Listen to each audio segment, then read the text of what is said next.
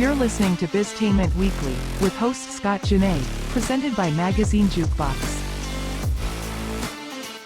Hey everyone, thanks so much for tuning in to Biztainment Weekly. This show in particular is really near and dear because my previous life was in the insurance and financial world. I also have a lot of military in my family, and including 3 of my siblings that are active duty in the Army. And then on top of that, they're a married couple in business together. So this was really cool. It's interesting to listen to them and working together. They talk a lot about some great things that our military need to be listening to as well. And so check it out. I'm excited for the show, and make sure you subscribe so that way you guys can tune in every week. All right, thanks. All right, what up? What up? Welcome to Biztainment Weekly. Somewhere behind me, you'll see it if you're watching or listening or viewing the show. Biztainment Weekly is a podcast designed for business and entertainment. We bring it together. There's a lot of infotainment involved, and we like to bring on amazing guests as well, which I'll get into here in just a split second. But I want to give some thank yous to Magazine Jukebox for presenting this. Magazine Jukebox is a digital magazine rack for commercial spaces. When you think going and reading a magazine while you're waiting for a doctor, instead of picking up an outmoded, disgusting old magazine, now you can scan a code and get it right on your phone with no app and no downloading necessary. I also want to thank Gather Workspaces for giving us a place to host our podcast. Super excited to be here. Gather is located all the way from Richmond down to Virginia Beach in the Hampton Roads, Virginia area, and they give a multi-work space to a lot of businesses, which is actually where I met our guests. So I want to kind of dive into this, and I want to thank our amazing guests for coming on to the show. I have Mrs. Jen Amos, and I have Scott Tucker with us. This is a married couple. I think this may actually be my first married couple on the show.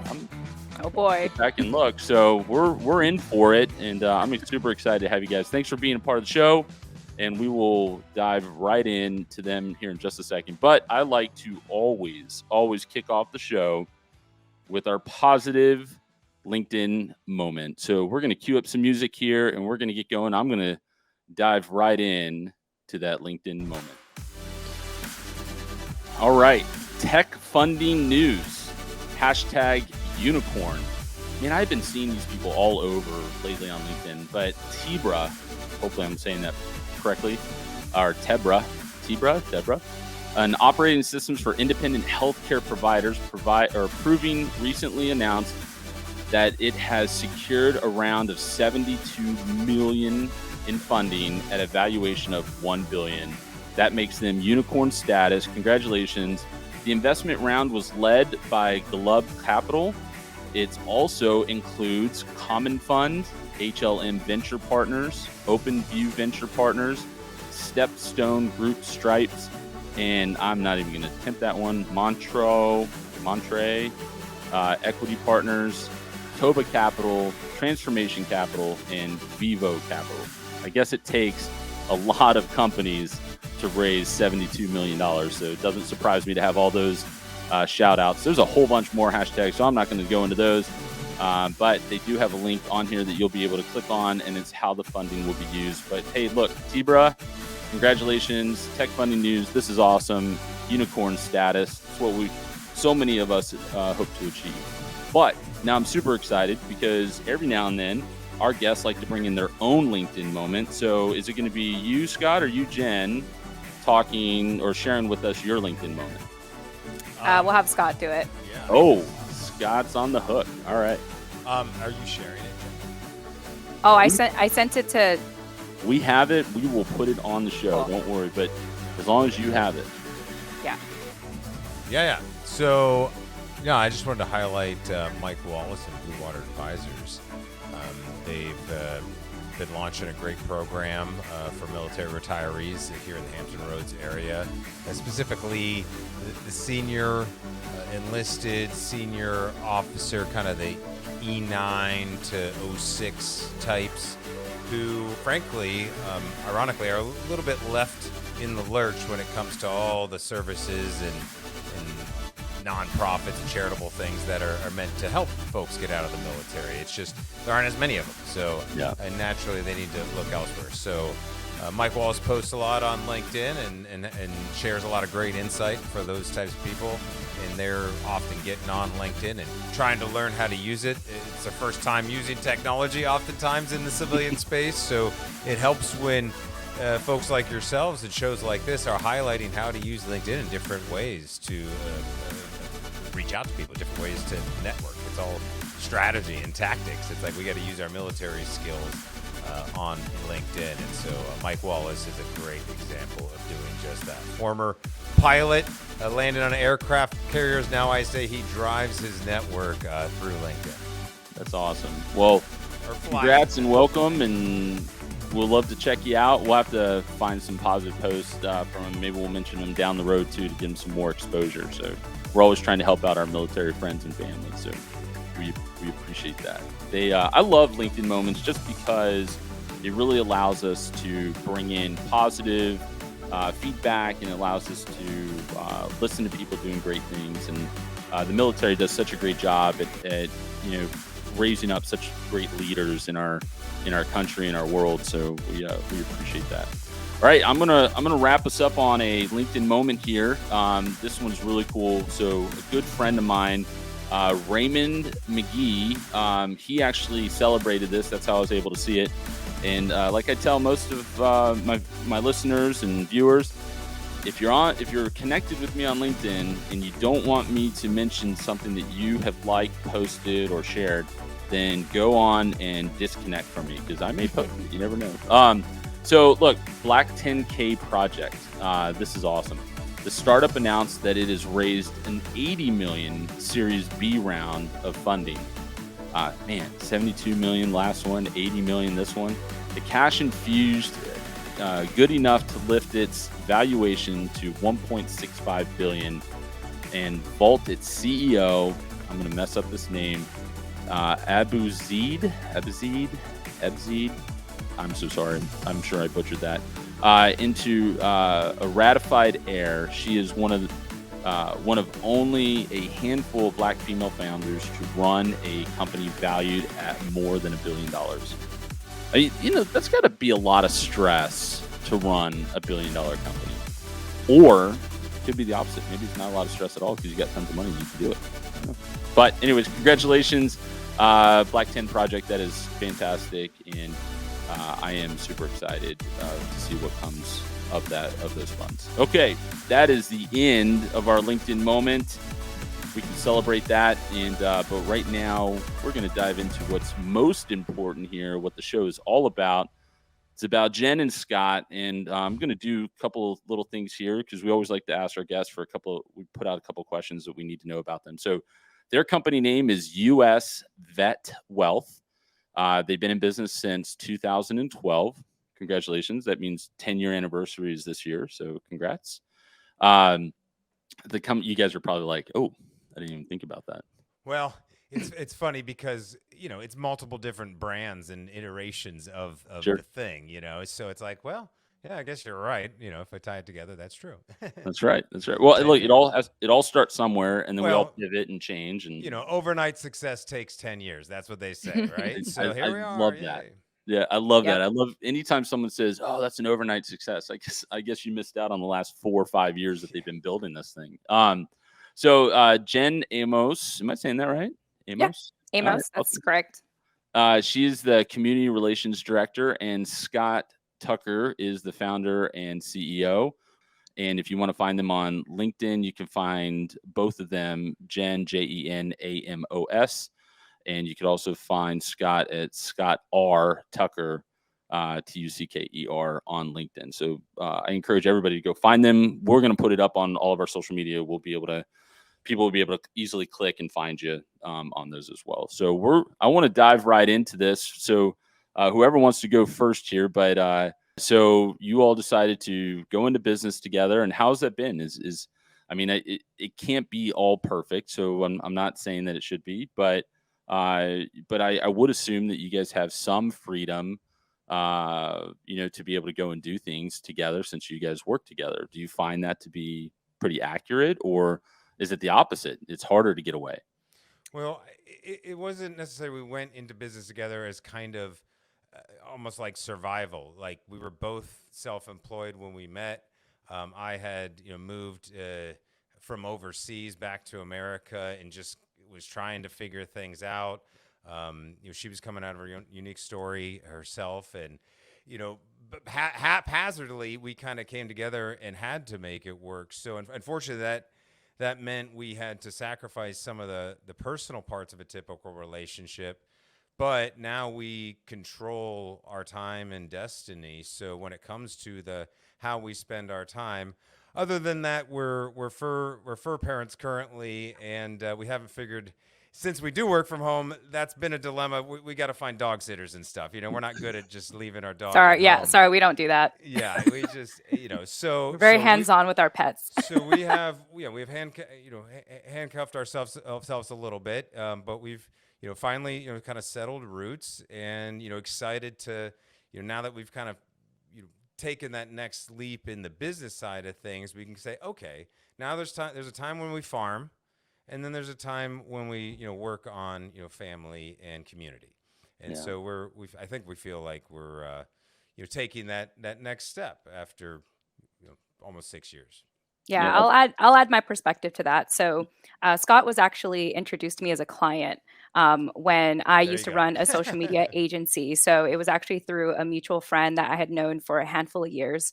And at the time, I just saw him just as that, as a client. In fact, I was not going to work with him because I wasn't entirely sure what he was trying to get out of like doing online marketing and stuff like that. But of course, eventually I decided to just move forward with working with him. And then, of course, shortly after, we realized we had feelings for each other. I promise this doesn't happen to all my clients. And in the long run, we started to see more business opportunities in the East Coast.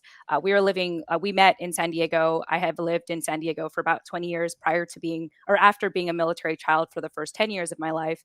And at that time, when Scott wanted to start to seek out the business opportunities in the East Coast, Virginia specifically, I saw that as an opportunity to turn over a new leaf. Like I started to kind of read the writing on the wall, and I felt like it was time to move on from my social media agency and just basically work full time with him.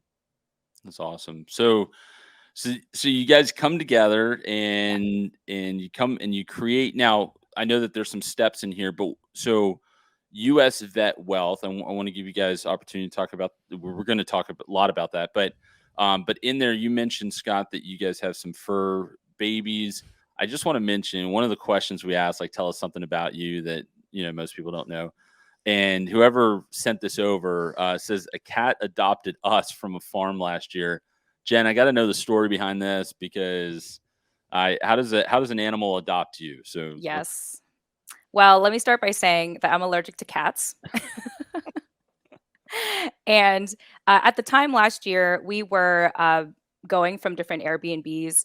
And I remember that at one point, Scott decided to go to West Virginia. And this was about a year ago now. A year ago, I was in Palm Springs, and a year ago, he was in West Virginia. I decided to go back to California to visit family and kind of reconnect, go back to my roots in a sense of being raised in SoCal. And I remember Scott, and Scott could probably tell more about this. I would check in with him. I would FaceTime, and at the Airbnb he was at, there was a cat. And the cat would be playing with our dog for hours on end. And so eventually, what happened was I ended up joining him at this Airbnb and meeting this cat.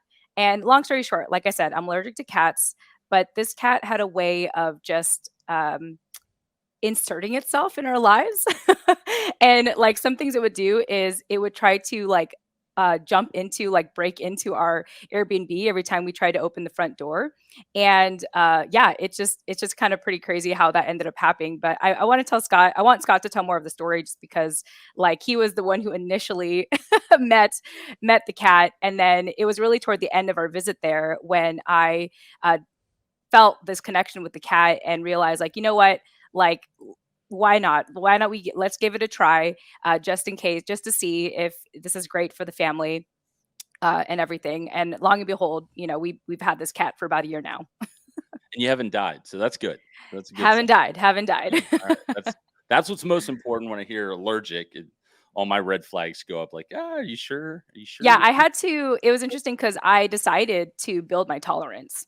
Yeah. So what I would do was I would pick up, and it was a kitten at the time. I would pick it up, I would pet it, and then I immediately put it down and wash my hands as fast as I could. And I have I have eczema, and so my eczema breaks out on my hands first. Mm. And so I'll put on like steroid cream and everything. And fast forward to today, though, I've learned to just kind of pick it up with a towel if I wanted to like carry it. But I usually have Scott like do all the show the affection to the cat for me. I was like, oh, can you pick it up? Can you hug it? Can you throw it in the air? Can you kiss it for me? And so I get to live vicariously through him showing affection to the cat. That's that's hilarious. Yeah. So I'm just thinking like you're putting the steroid cream on, and then I'm thinking like you pet the cat with it, and all of a sudden I'm gonna see this cat one day, and somehow like seeps through, and he becomes like this bulked out cat, just like walking down, coming down the stairs or wherever. But anyways, I know that's not how it works. But I just think of like steroid and a cat. That would be hilarious. Well, I am glad you are alive, and I am glad that you guys have figured it out. More and more people need to certainly do their part to help out with so many pets that are just homeless and needing help. So I applaud you guys for that. To be fair, this part of the story Jen was referring to that I should tell is it was a farm. I just went and got an Airbnb on a farm for a few months last year just because, we're entrepreneurs. Let's go hang out on a farm for a while. And anyways, we got the farm cat. That's what happened. Hey, the best thing about farm cats is that they help prevent, rodents from getting in. So, yes, exactly. Our cat is great with pest control. I will say that. That is what I'm so like. I remember the last place we were living at. I was thinking in my head, like, I remember friends saying, like, oh, cats make the best pest control. And so I've clearly seen that, like, just living, like, since we've had the cat. I'm like, oh my gosh, you spot things that I didn't even know were there. So it's been great for that reason. That's awesome. All right. Well, let's talk about your company and US Vet Wealth. And share with me exactly what is US Vet Wealth so everybody knows what that is. So the short of it is we're a boutique, online-based financial education and services firm, for lack of a better term in this industry, that will basically help military retirees make the best decision about the financial aspects of their military retirement that are unique only to military retirees. And then even more narrow, we help best the retirees who are trying to stop following orders at some point as soon as possible to not just lop on to another 10, 20-year career. I mean, they might end up in one, but, they kind of got an inkling. I'd like to get out of that rat race, after serving my country for 20 plus years. And what I discovered after, getting out of the military in 2008 myself and stumbling into the financial industry and being told to tell people to do retirement plans, which is some vague reference to something 30 plus years from now, and then some goal that, if you get X amount of dollars in the bank and buy a house and send your kids to college, therefore you've made success. And then I looked at the way things are going these days, and I thought, no, there's too many senior military officers, senior enlisted, who are kind of just being, shuffled off out of the military right into a quote unquote high paying job.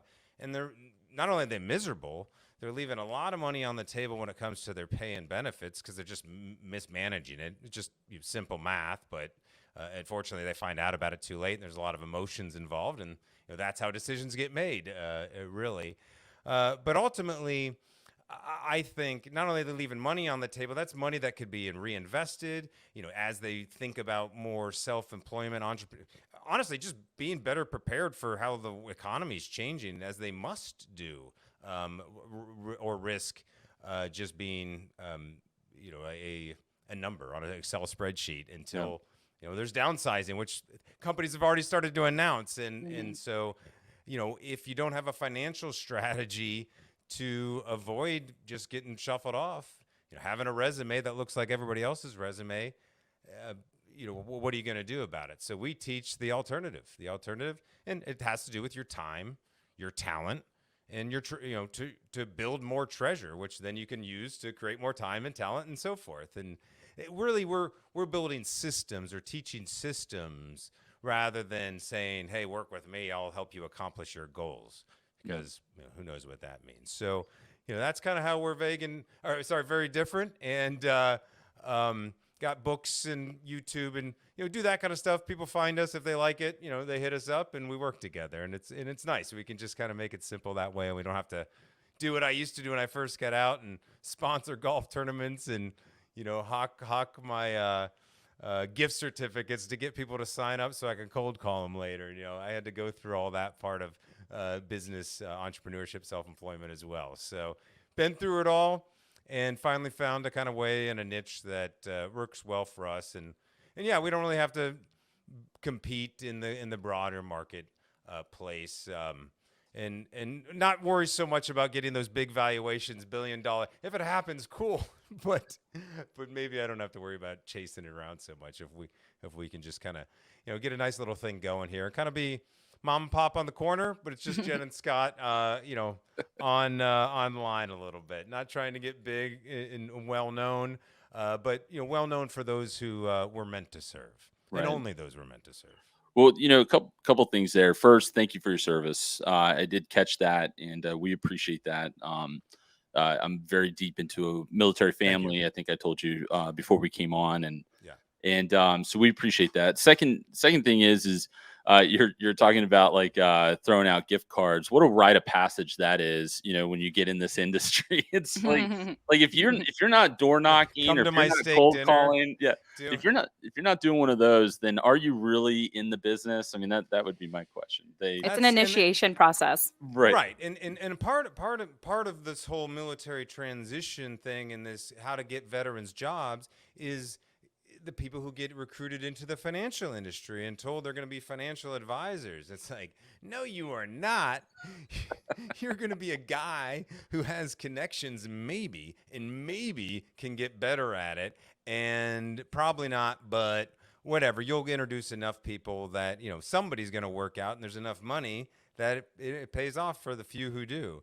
And I thought that was ultimately misleading. Held on just by pure necessity, and I just think that we gotta introduce people. If this has happened in the financial industry to veterans, and people think it's good, then what else is going on out there? So I'm trying to kind of alert people to what's different ways of thinking about it, at least being more aware.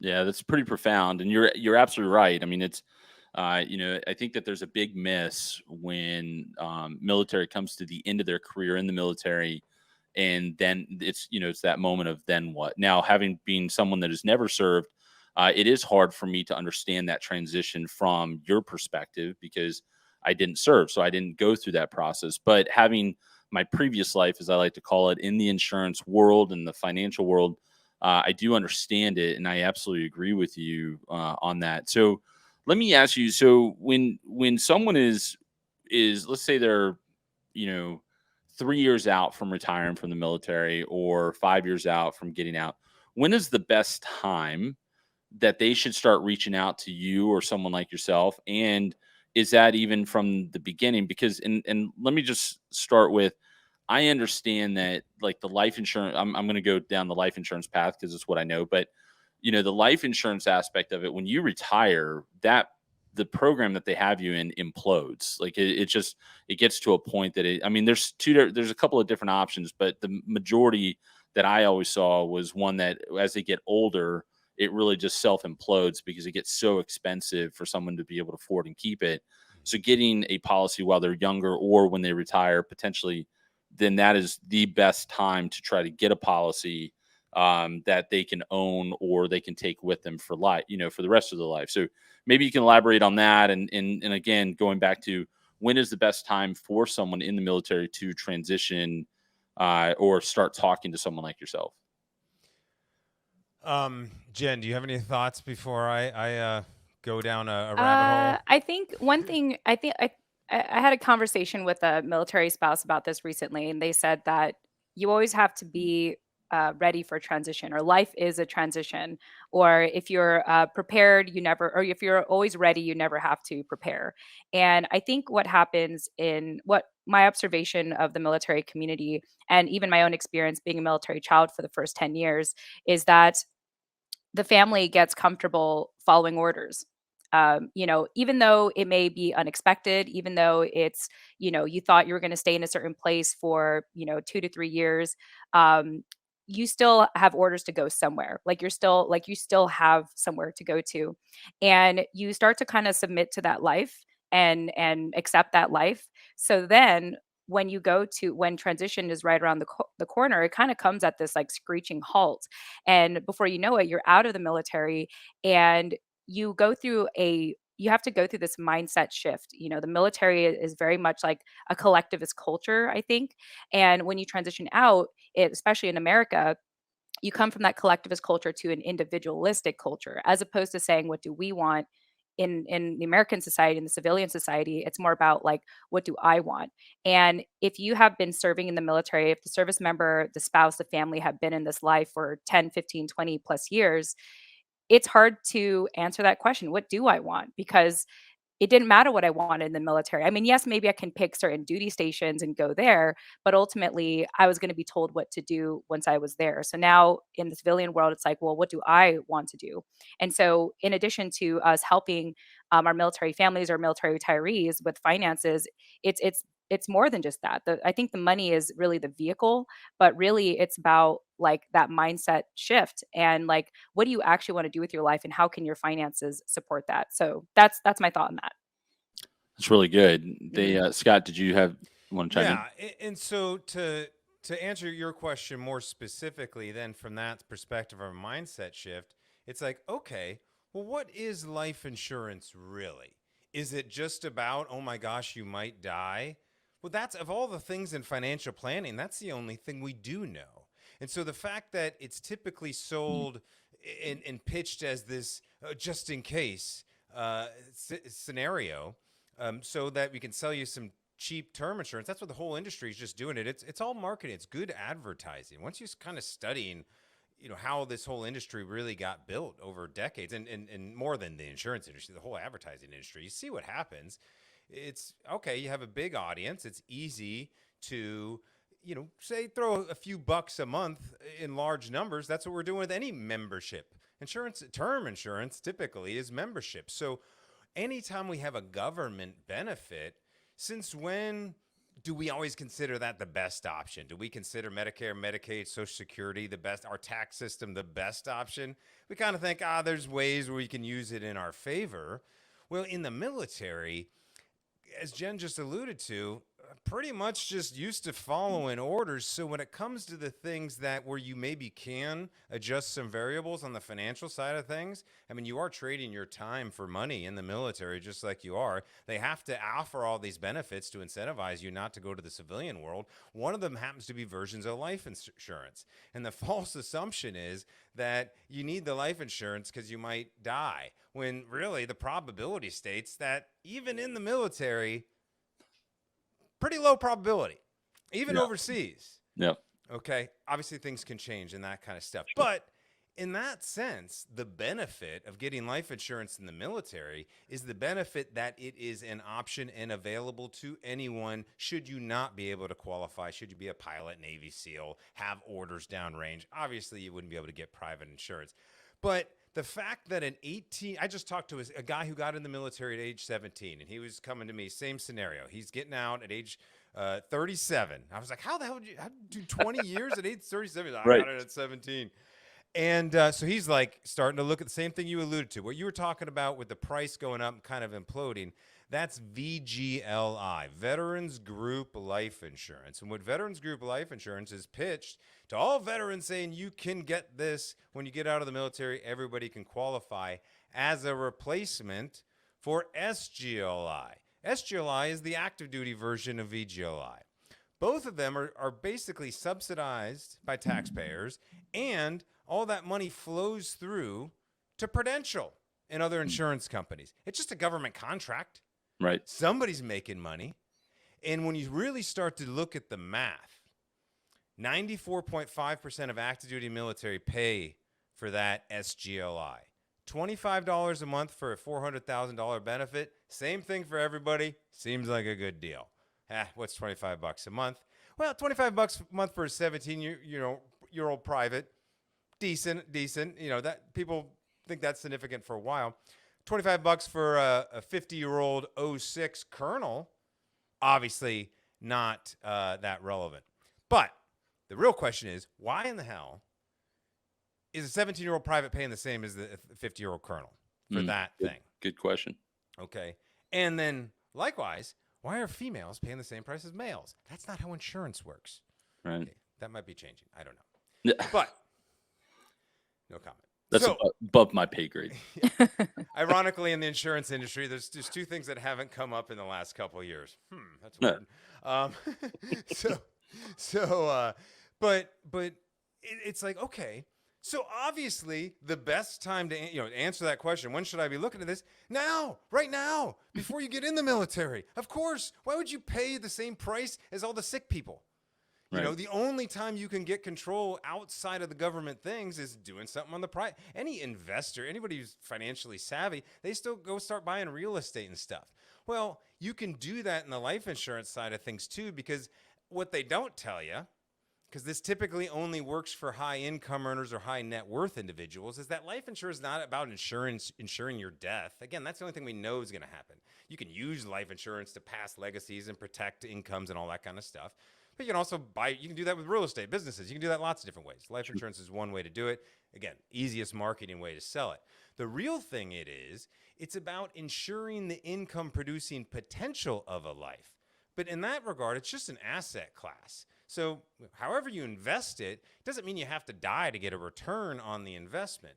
So it's an asset class that gets certain tax advantages, certain ways of managing it, just like some stock market, mutual fund stuff, some real estate stuff, businesses, however you want to do it, but using it as a way to offset, supplement, replace government benefits can be quite advantageous. Again, alluding back to getting more money in the veterans' hands. So what is subsidized by the taxpayer and then ultimately paid for by the veteran? Again, the active duty servicemen, they're still paying for the insurance, is one way or the other.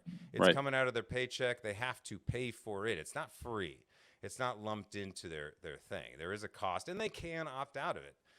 That's how they know you're paying for it or not, the fact you can opt out. So ultimately, if you're going to pay for it anyways, and you can do it more advantageously on the private marketplace, and you're healthy and you qualify for it, and you're financially viable for it, that's when it's worth looking into. Once you kind of wrap your head around, this is up to me. It's my money. It's my benefits that are going to be coming in. If something did happen to me, what does my spouse really get? Is $400,000 really that much money? Is half of my military pension every month? Is that really going to cut it?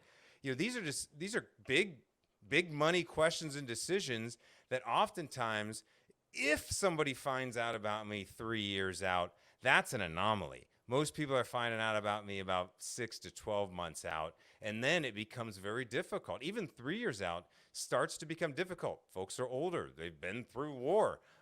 They have issues that makes them less able to qualify for a great rating. We can still get them a better rating than the government option in most cases, but in one case, sleep apnea is coming up all over the place in the military these days.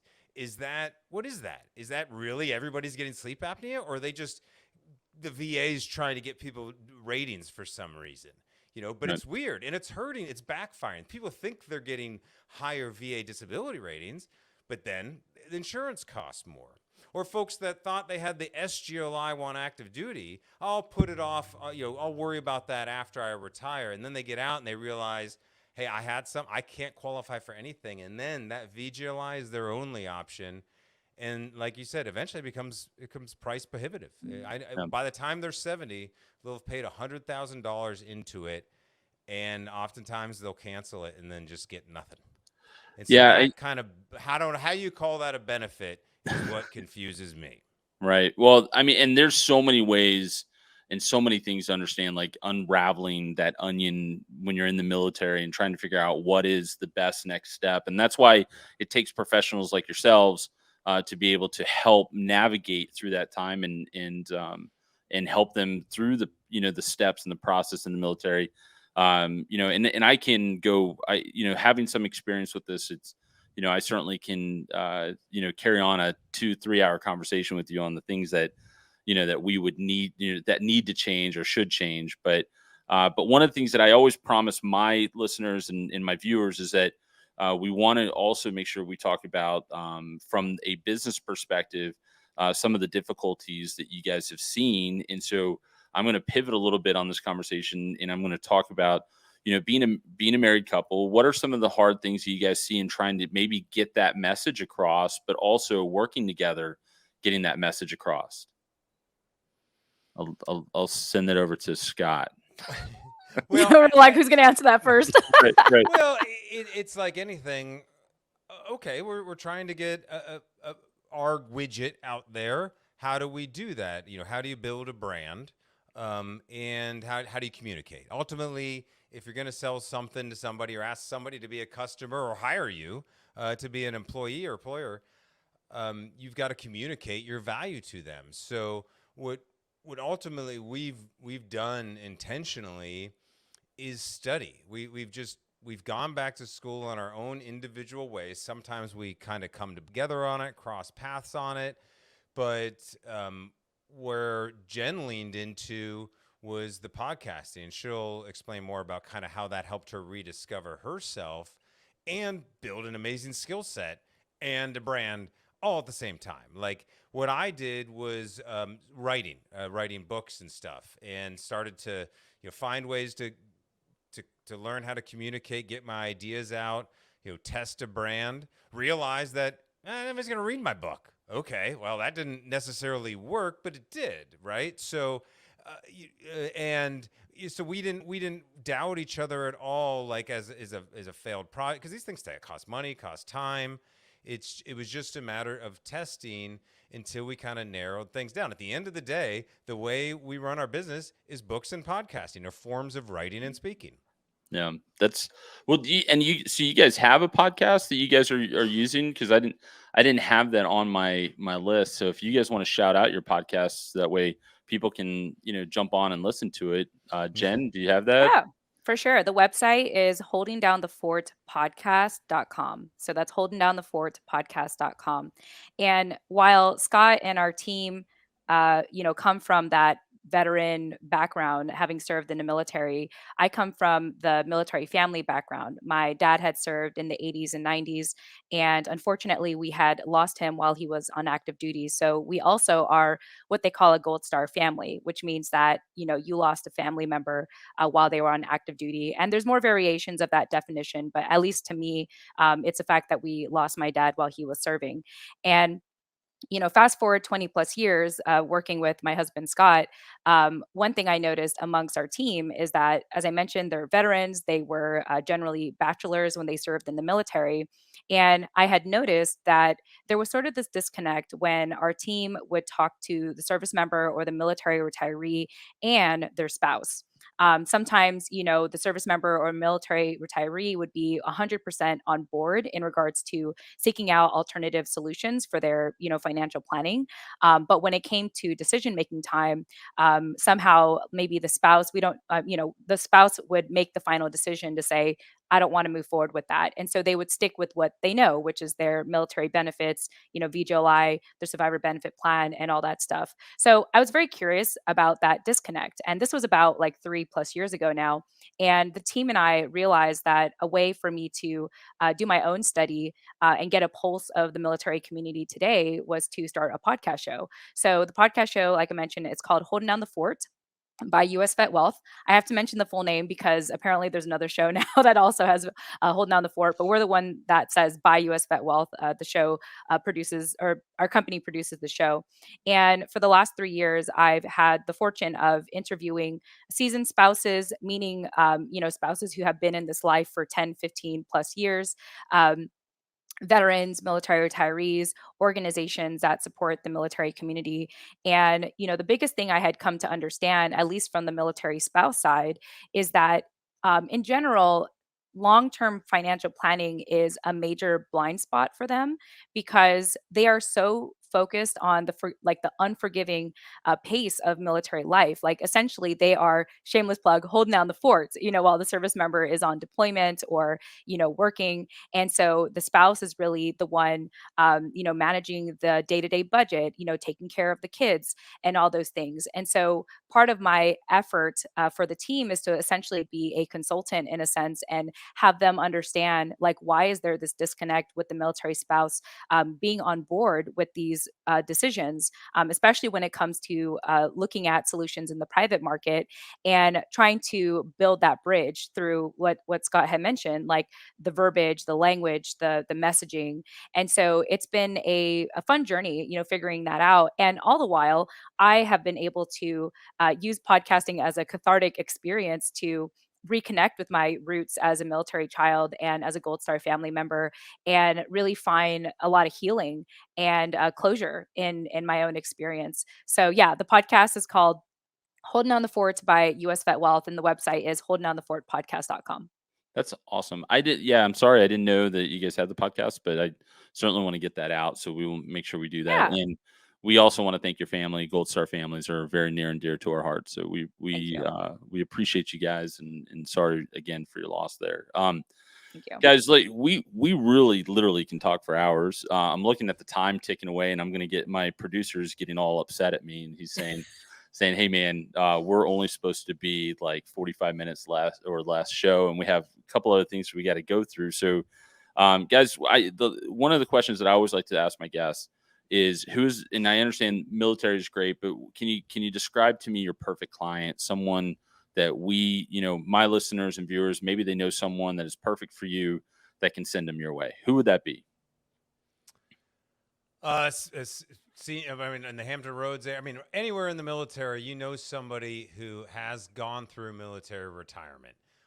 So ultimately, it's somebody that's thinking about that process or have gone through it recently. If they read our little guide about their military retirement pay and benefits, they're probably going to learn something new. So anybody who's going to be getting or is getting a retirement pension from the military in some capacity, they should just watch a video, read an article. They'll learn if what we're up to is interesting to them pretty quickly. Yeah. And then I can tell you very specifically too, if you're asking like the very, very specifics, we work with military retirees, career military families, particularly the ranks E7, E8, E9, and O5 and O6. So anyone that is aware, I know that's like a military jargon, but for the person in the military, they'll know that's their rank. Yep. Nope. They'll get it. Those are people just starting out in their career. I'm just kidding. That's later. Well, maybe I'll try to convince my mother and father-in-law that he's retired 06, and I'll see if I can get him to maybe come on podcast, because he does a lot of speaking. He does a lot of he's a retired professor as well. So he and very well connected. Okay, so guys, this is the part of the show that I get to conclude, but we always like to ask you, we always ask one question per guest. And since there's two of you, we're going to be asking, it's called Pick Your Poison. These cards here that you see behind them have, it's basically like, would you rather? So you have to pick one or the other. Having a married couple here, I think it's going to be kind of interesting if you guys pick the same thing or not. So I'm going to cue up a little bit of music to get this thing rolling. If my producer is going to be paying attention to us, probably not. I think we're queuing up music, Aaron, aren't we?